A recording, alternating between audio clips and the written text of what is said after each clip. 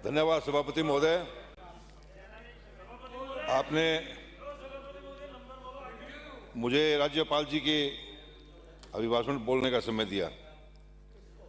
सभापति महोदय, para number 4 में लिखा है कि सेवा, सुशासन और समर्पण का एक नया अध्याय जोड़ा है, और पैरा 6 में लिखा है मैं लिखा है कि किसानों, युवाओं, महिलाओं, पिछड़े वंचित वर्ग के लिए ठोस कदम उठाए हैं।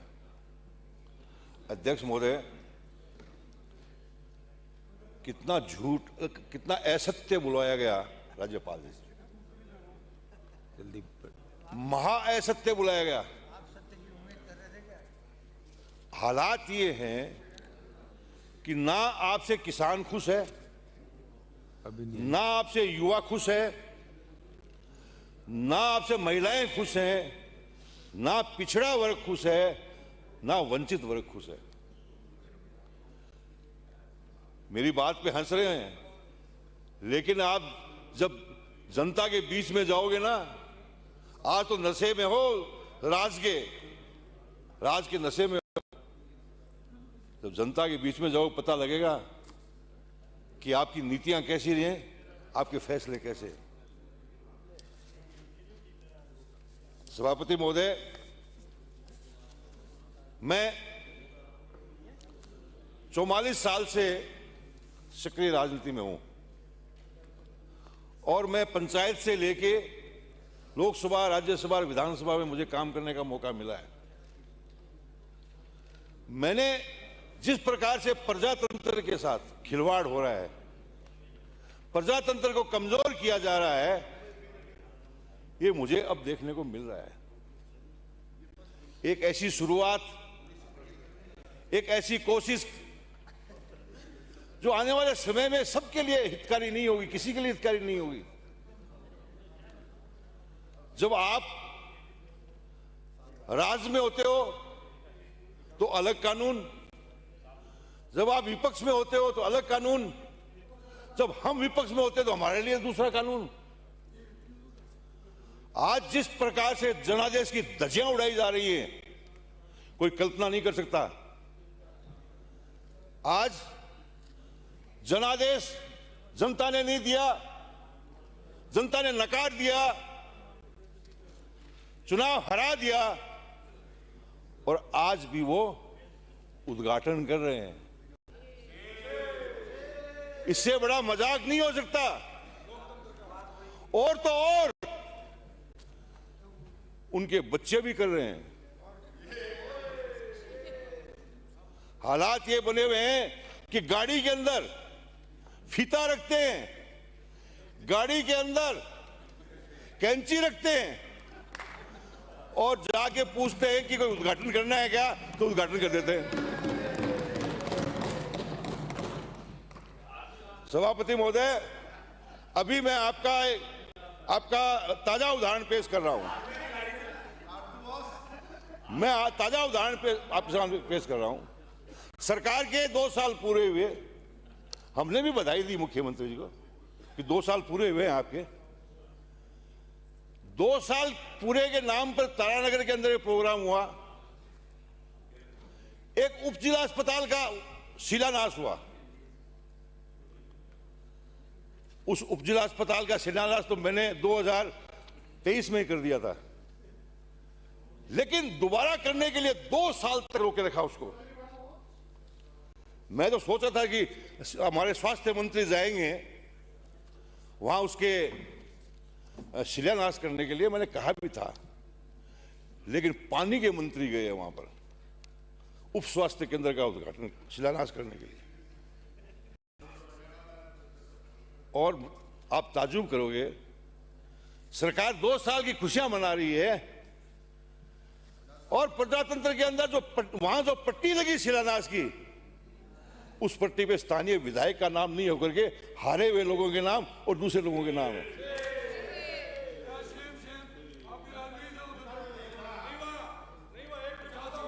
आप जो है, एक मिनट अमित जी, एक मिनट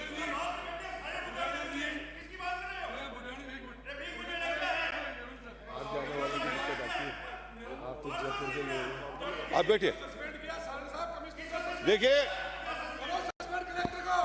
देखिए इसमें समय बर्बाद मत करो। अरे बैठ जाओ। इसमें समय बर्बाद मत करो। ये तेरा ये मेरा, इसमें बर्बाद मत करो। आपने कर दिया, हमने कर दिया। अरे हमने किया तो कौन सा सही किया होगा? बात तो गलत है। अरे जब विधायक अपनी बात कह रहा है विधानसभा में और वहां उद्घाटन हो रहे हैं, इससे बड़ी शर्म की बात हो सकती है? नहीं हो सकती। और यदि होती है तो मैं समझता हूं ये हम सब की गरिमा के खिलाफ है। सभापति महोदय, आज हमारे प्रदेश में ऐसी घटनाएं हो रही हैं जो बहुत ही हम सब के लिए बहुत शर्म की बात है। हम सब के लिए शर्म की बात भी है, हम सब के लिए दुख की बात भी है। आज प्रदेश में हर माँ बाप चिंतित है। हर माँ बाप चिंतित है। आज लड़कियां जिस प्रकार से भाग रही हैं, आप जिस प्रकार से भाग रही हैं, आप सोच नहीं सकते। माँ बाप को नींद नहीं आती रात को। हजारों लड़कियां भाग रही हैं। और तो और 4-4, 5-5 बच्चों की मां भी भाग रही हैं। आप सोचिए माँ बाप के सामने क्या होगा जब वो उसको ढूंढ के लाती है पुलिस, तो माँ बाप को इनकार कर देते हैं कि मैं आपको जानते तक नहीं। एक बेटी अपने माँ बाप को ये कहे कि मैं तुम्हें पहचानती नहीं, तो इससे बड़ी मरने की बात और क्या हो सकती है उसके लिए? मैं कहना चाहता हूं पक्ष और विपक्ष है, इसमें हम सब लोग शामिल हैं। हमको विचार करना चाहिए। यह केंद्र का नियम है, सुप्रीम कोर्ट की भी रूलिंग हो सकती है, लेकिन हमें राजस्थान के लेवल पर बैठ के सोचना चाहिए दोनों पार्टियों को कि कोई ऐसा रास्ता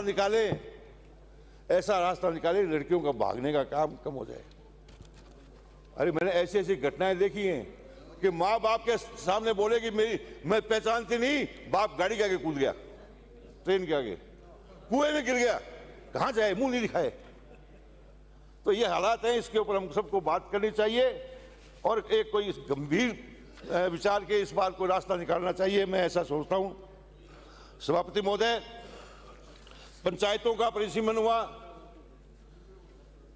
जिस प्रकार से परिसीमन किया गया वो बदले की भावना से किया गया। इस प्रकार से गांवों को तोड़ दिया। एक पंचायत में 5 गांव हैं तो उनको 5 अलग अलग पंचायतों में मिला दिया गया।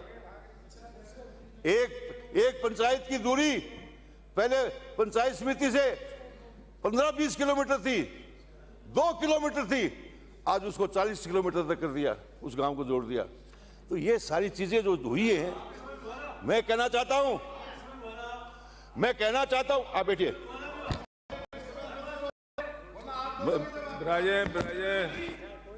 बीच में नहीं। देखिए, आप परिसीमन कर लीजिए। जनता तो वही है, मतदाता तो वही है। अब देखना चुनाव में परिणाम आपको भुगतना पड़ेंगे। ये जिस प्रकार से परिसीमन किया आपने, जिस प्रकार से परिसीमन किया है बदले की भावना से कि यहां हम जीत सकते हैं, यहां तो उसको तोड़ दो, हम यहां वो हार सकते हैं, ये जोड़ दो। अरे जनता की भलाई के लिए चुने गए हो आप, सरकार जनता की भलाई के लिए बनी है। आप इस प्रकार से जनता को तंग करने के लिए आपको कोई अधिकार नहीं है, और अधिकार है तो जनता बदला लेगी आपसे।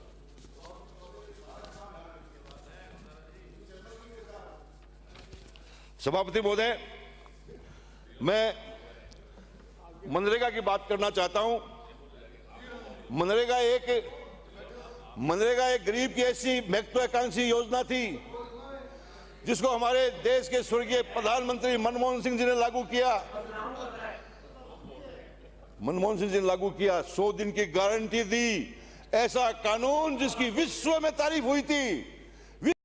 हुई थी कि एक गरीब के घर जाकर के गणेश मान करके ये कानून लेके आए। आज इसके साथ खिलवाड़ हो रहा है। आप चाहे महात्मा गांधी का नाम बदल दो, अरे क्या महात्मा गांधी का नाम मिटा दोगे क्या? महात्मा गांधी का नाम नहीं मिटा सकते। आपने जो योजना बदली है, अरे 125 दिन की गारंटी, अरे कहां से दोगे 125 दिन? बताओ तो सही। 2 साल में कितनी दी है? 2 साल में 50% तक नहीं पहुंचे हो। जब 50% लोगों को या रोजगार नहीं दे सकते हैं तो 125 की कहां बात कर रहे हो? और फिर आपके पास पैसा है क्या? 40% पैसा राज्य सरकारों पे डाल दिया। आपकी हालत है। आज आपके पास में पैसे हैं क्या? आपके पास पैसे नहीं है, इसलिए योजना को आप जो है जनता को धोखे में रखना चाहते हो। मैं आगाह करना चाहता हूं कि जिस तरह से 3 काले कानून आए थे, आपको वापस लेने पड़े, आपको मजबूर होना पड़ेगा इसके लिए।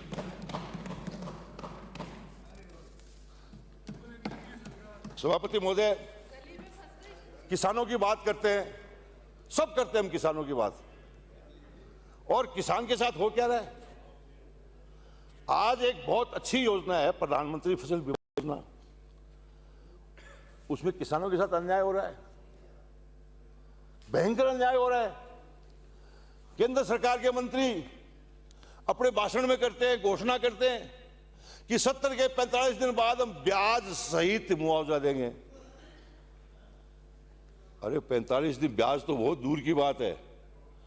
आप किसान का बकाया तो दो।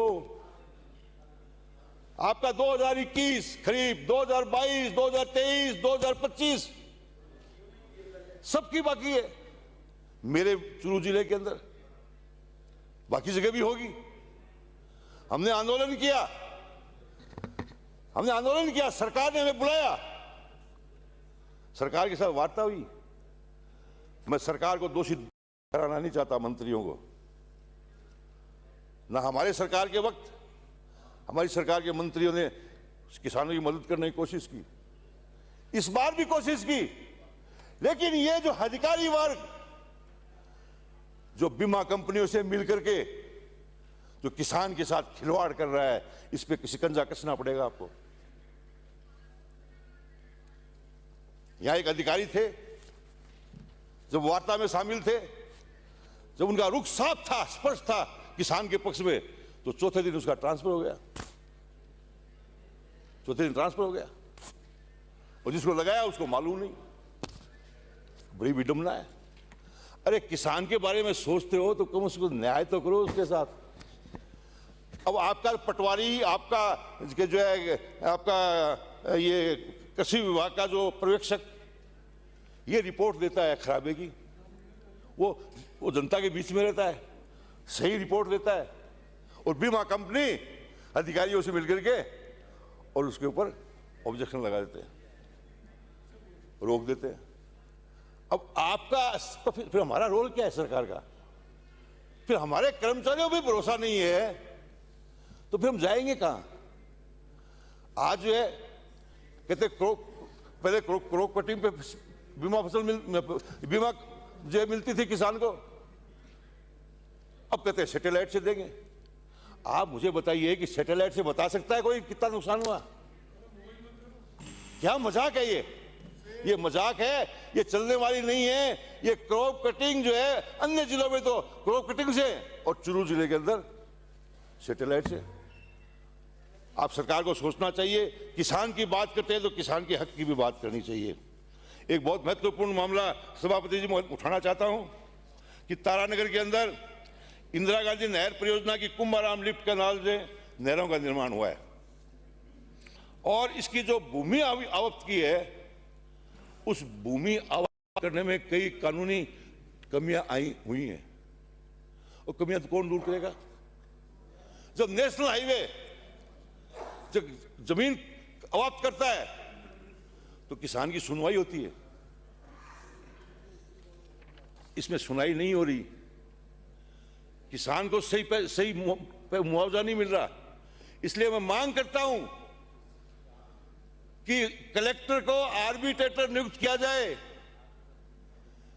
कलेक्टर को मध्यस्थता करने का काम सौंपा जाए। विराजन ताकि किसान छोटी मोटी चीज अपने पेश करेंगे, उसको उसका न्याय मिल सके, उसका हक मिल सके। डॉक्टर जसवंत अरे बहुत सिंह छोटी यादव। बात है, हम ये साल भर से प्रयास कर रहे हैं, लेकिन सरकार कहती है होना। बुराइए प्लीज, हो गया, समय हो गया, जितना समय दिया था उतना हो गया। आप बोलिए, समय मैं प्रारंभ। बोलूं?